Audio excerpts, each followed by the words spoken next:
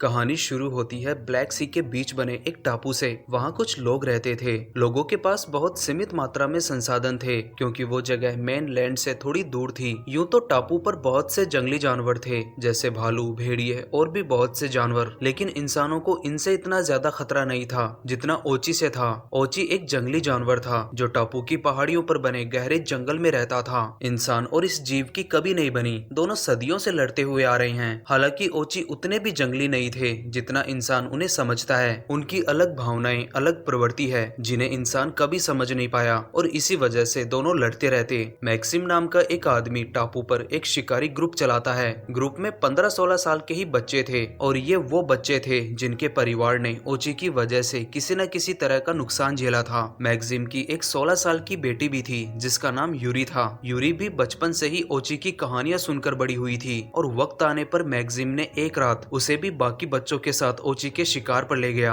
हालांकि उस रात उनके हाथ कुछ नहीं लगा, लेकिन अगले दिन यूरी जब घर के बाहर लगे ट्रैप चेक कर रही थी तो एक ट्रैप में एक ओची का बच्चा फंसा हुआ था। पिछली रात को एक ओची को गोली लगी थी लेकिन वो मरी नहीं। ये छोटा बच्चा उसी का था जो अपनी माँ का बदला लेने आया था लेकिन ट्रैप में फंस गया। यूरी ने जब उस ओची को करीब से देखा, उसकी मासूमियत देखकर वो उसे मार नहीं पाई और ट्रैप को खोल दिया। घायल होने की वजह से ट्रैप खोलने के बाद भी वो भाग नहीं पाया, इसीलिए यूरी उसे सबसे छुपाकर अपने घर ले आई। अपने कमरे में ले जाकर उसने ओची के घायल पैर की मरहम पट्टी करने की कोशिश की। पहले तो ओची उसे अपने करीब नहीं आने देता क्योंकि वो उस पर विश्वास नहीं कर रहा था। ये बात यूरी भी समझ रही थी। ओची का विश्वास जीतने के लिए उसने भी वही एक्सप्रेशन दिए जो उस वक्त ओची दे रहा था। धीरे धीरे वो शांत हुआ और उसने यूरी पर यकीन दिखाया। यूरी ने उसके पैर की मरहम पट्टी की। मरहम पट्टी होने के बाद ओची उसके आसपास कंफर्टेबल होने की कोशिश करता है। यूरी ने फिर उसे दोबारा जंगल में छोड़ने की तैयारी की, लेकिन घर से निकलते वक्त पेट्रो उसे ओची के साथ देख लेता है। पेट्रो मैक्सिम के शिकारी गैंग का एक मेंबर है। उसके देख लेने पर यूरी ने बस उससे इतना ही कहा कि किसी को मत बताना। दूसरी ओर जब एक दासा नाम की औरत पहाड़ों पर अपनी भेड़ें चरा रही थी, उसने उस ओची की चीखें सुनी जिसका बच्चा इस वक्त यूरी के साथ था। दासा ओची की चीखों का मतलब समझ पा रही थी।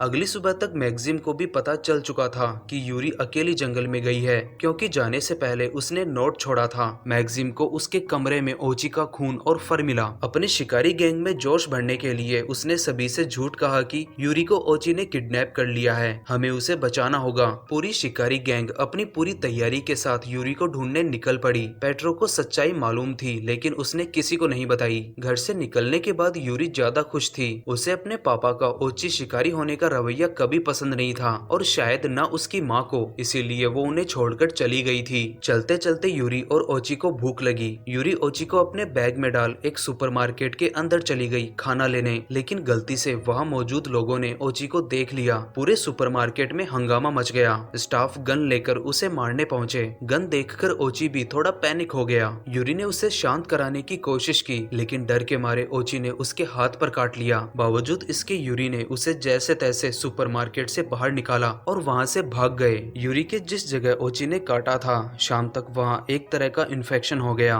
दोनों जब एक जगह बैठे थे, यूरी ने अचानक नोटिस किया वो थोड़ी थोड़ी ओची की भाषा समझ रही है और कुछ शब्द भी बोल पा रही है। उसे लगा ये सब उसके काटने की वजह से हुआ है। ये जानकर वो बहुत खुश हुई और खुशी के मारे नाचने लगी, लेकिन नाचते नाचते वो गलती से एक बुगी ट्रैप में गिरकर बेहोश हो गई। दूसरी ओर मैक्सिम यूरी को चारों तरफ ढूंढ रहा था। जिस बुगी ट्रैप में वो गिरी थी वो दासा ने बनाया था अपनी भेड़ों को जंगली जानवरों से बचाने के लिए। उसने जब यूरी को उसके अंदर गिरा हुआ देखा, वो उसे निकाल अपने घर ले आई। होश में आने पर जब यूरी ने दासा को देखा, वो उसे पहचान गई कि वो उसकी मॉम है। यूरी जब 4 साल की थी तब दासा ने घर छोड़ दिया था और तब से वो अकेली जंगल में रह रही थी। दासा ने जब यूरी के हाथ पर ओची के काटने का इन्फेक्शन देखा, उसने तुरंत एक चमगादड़ का सूप बना उसे इंजेक्शन में डाल उसके हाथ पर लगा दिया क्योंकि ये एक तरीके से उस चीज का इलाज था। लेकिन यूरी ने कहा उसे ये इलाज नहीं चाहिए था। ओची के काटने से वो उसकी भाषा समझने लगी थी। इस पर दासा ने कहा तुम उसकी भाषा काटने से नहीं समझ रही बल्कि बचपन में मैंने तुम्हें सिखाई थी। यूरी के पूछने पर कि उसने उसे क्यों छोड़ दिया था, दासा ने उसे बताया उसे घर और समाज से निकाला गया था, ना कि उसने छोड़ा, और इसका रीजन था उसका ओची के लिए अलग सोच रखना। वो इंसान और ओची के बीच सामंजस्य बिठाना चाहती थी, लेकिन लोगों ने उसकी सोच को नहीं अपनाया, उल्टा उसे ही निकाल दिया।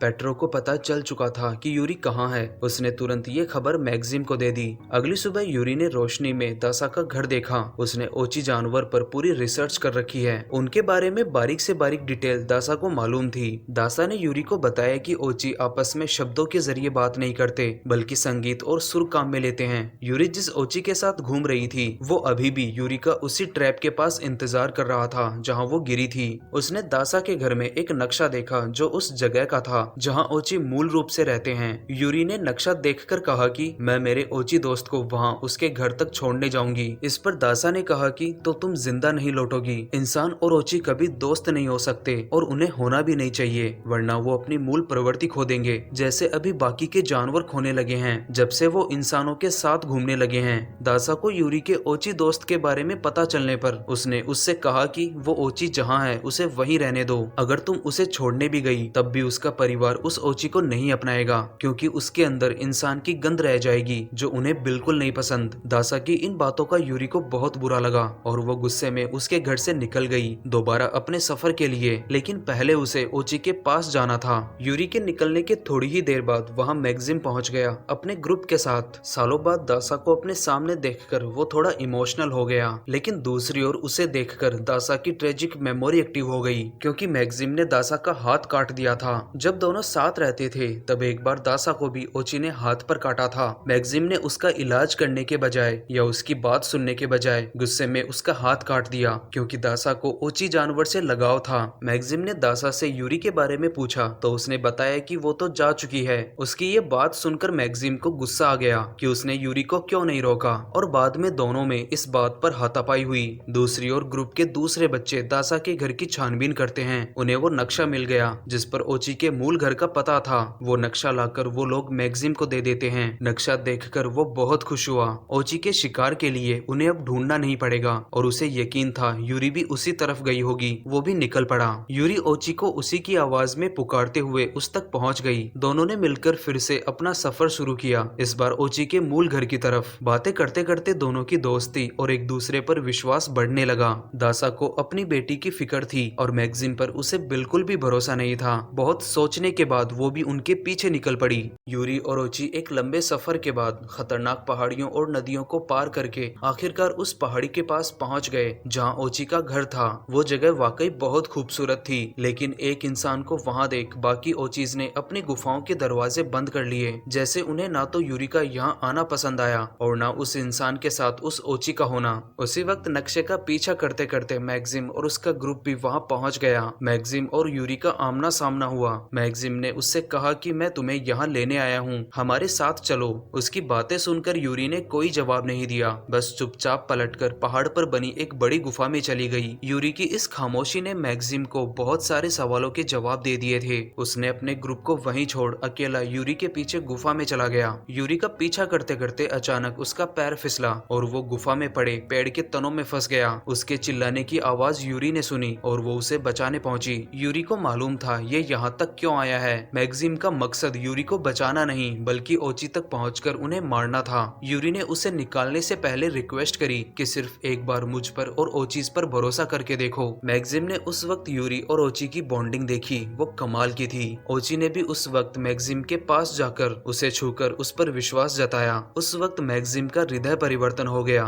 यूरी ने बड़ी मशक्कत के बाद उसको निकाल लिया और गुफा में फिर आगे की तरफ चलने लगी। चलते चलते आखिरकार वो उस ओची की फैमिली की गुफा तक पहुंच गई। यूरी के सामने उस वक्त छोटे ओची की माँ थी, साथ में कुछ और ओचीज। पीछे से शिकारी ग्रुप के बच्चे भी पहुंच गए। उनकी गन ओची मदर पर पॉइंट थी। बच्चा सौंपने के लिए यूरी उसकी तरफ बढ़ी। उसी वक्त मैगजिम की नजर उन बच्चों पर पड़ गई। उसने चिल्लाकर उन्हें गोली ना चलाने को कहा, लेकिन एक बच्चे ने गोली चला दी। गोली किसी ओची को तो नहीं लगी, लेकिन उनमें हड़कंप मच गया। उसी वक्त वहां उनका पीछा करते करते दासा पहुंच गई। उसने तुरंत बांसुरी पर एक धुन बजाना शुरू की। एक तरफ मैगजिम बच्चों को शांत करवाता है तो दूसरी तरफ दासा ओचीज को। धुन और संगीत ओचीज के कम्युनिकेशन में बहुत इंपॉर्टेंट है। बांसुरी से जो धुन दासा निकाल रही थी वो ओचीज को धीरे धीरे शांत करवा रही थी, जैसे वो उनके लिए शांति का संदेश हो। यूरी ओची मदर के पास पहुंचकर उसे बच्चे को सौंप दिया। उसने बिना हिचकिचाहट उसे अपना लिया और अपनी भाषा में थैंक यू कहा। एक तरफ यूरी को ओची के घर पहुंचने की खुशी थी तो दूसरी तरफ अपने एक अच्छे दोस्त से बिछड़ने का गम। वो नजारा उस वक्त वहां मौजूद सारे लोगों को इमोशनल कर रहा था। दासा ने भी आकर यूरी को गले लगा लिया। वो लोग भी फिर से एक फैमिली बन गए और यहीं पर ये कहानी खत्म हो जाती है। यहाँ तक पहुँच गए हो तो वीडियो को लाइक करें, चैनल पर पहली बार आए हैं तो चैनल को सब्सक्राइब करें